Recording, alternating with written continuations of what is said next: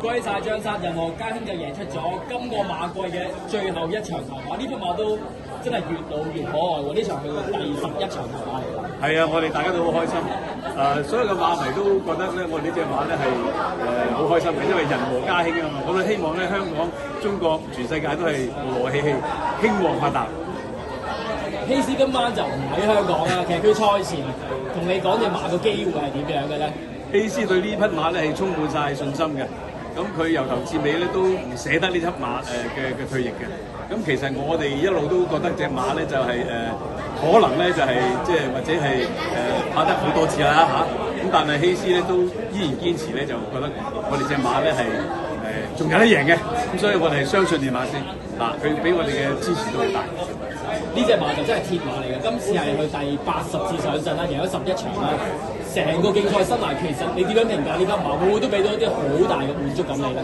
我覺得佢俾我一個光榮啦，同埋俾成個香港社會裏邊一個非常好嘅信號啦。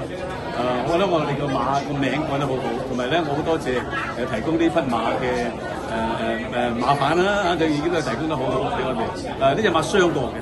咁佢有一次流鼻血啦，咁佢隻腳咧都傷過頭先。我哋對佢嘅期望咧係其實咧都唔係話咁大嘅。咁但係喺希斯裏邊一路鼓勵同埋希斯講咧就話呢隻馬係因為佢流鼻血嗰時咧佢係贏咗嘅。咁希斯同我哋講話冇問題，呢隻馬咧係佢好有好有信心，佢話我哋應該係堅持養佢。咁結果冇錯啊，你一路都養到佢依家，咁我覺得都大家都好開心。今場過終點嗰陣時啊，佢同對手計劃開雷就覺得難分難解。佢過終點嗰下，你自己嘅感覺係點係？你覺得係佢趙影贏啦，定係還是調翻轉咧？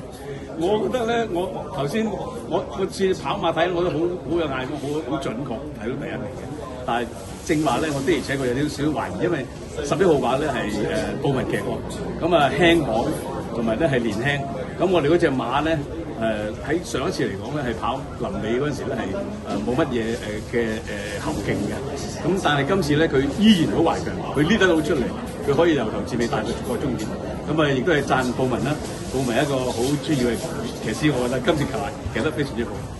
下個人王家興又10歲，我哋仲會唔會見到佢喺賽場上邊馳騁啊？呢個今晚要打翻俾阿希斯啊，睇下希斯點樣決定。我係非常尊重練馬師嗰個意見嘅。再一次恭喜晒張生，多謝晒，多謝你嘅，多謝，多謝，多謝，多謝，多謝，多謝，多謝，多謝，多謝，多謝，多謝，多謝，